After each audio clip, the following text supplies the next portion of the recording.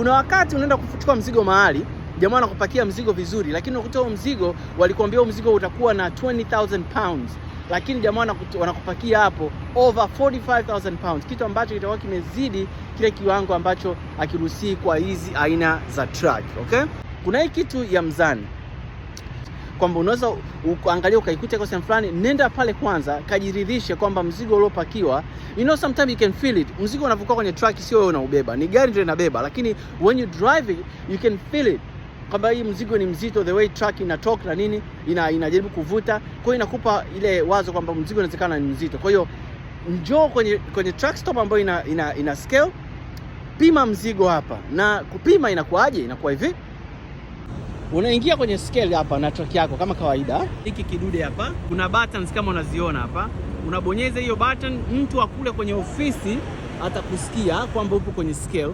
Unamwambia bwana, niko kwenye scale, na atakuuliza unapima kwa mara ya ngapi. Nitakwambia kwa nini anauliza mara ya ngapi. Utaambia bwana, mimi napima mara ya kwanza. Akishakupima atakwambia okay, njoo ndani uchukue receipt yako. Utaondoka, utakwenda kupaki mahali, ama utasimama kwenye fuel island, lakini usizuie mtu mwingine kupata nafasi ya kuweka mafuta. Unaweza kuvuta mbele kama hawa, kwa sababu tutumia muda mrefu. Nenda ndani, kachukua receipt yako. Ukiona mzigo wako umezidi uzito kupita kiasi, maana yake wewe wamekupakia mzigo ambao umezidi kile ambacho wamekwambia kwenye paperwork, kwenye rate confirmation. Sasa kuna namna ya kubalance, kuna sababu ya kupima. Sababu ya kwanza kupima ni kwamba kwa nini mmenipakia mzigo kupita kiasi. Namba 2 ni namna gani ya kubalance mzigo wako kwenye hizi axle. Nikisema axle ni kwenye tairi za nyuma na hizi hapa. Mzigo ukiwa mzito kule nyuma unaharibu tairi za nyuma.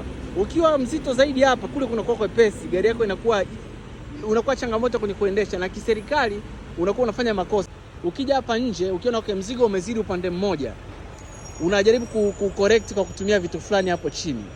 Ukisha correct, ukiona kwamba nadhani kwenye hii correction yangu mzigo utakuwa nimeubalance, basi unarudi tena kwenye scale kwa mara ya pili, alafu unamwambia kwamba bwana, niko kwenye scale hapa kwa mara ya pili. Utapima tena, utarudi ndani. Ukirudi ndani utachukua receipt ambayo itakuonesha uzito wako ni gani. Ama kama itakuwa is too much heavy, utabidi urudi kwenye ile sehemu ambayo wamekupakia mzigo na waweze kurekebisha au kupunguza mzigo wao. Kwa hiyo ukiona umesha balance, basi maana yake uko poa, you can go ahead na safari yako. Na hiyo receipt unalipia. Mpimo wa kwanza una gharama yake. I don't remember exactly how much, ni find out na I'll let you know. Ukishapima mara ya kwanza, lakini mara ya pili ile bei inapungua. Hiyo ndio faida ya kwanza, kujua kwa nini unataka ufanye scaling kwenye truck stop. Hii ni truck, na mimi taendelea kupiga story tena baadaye.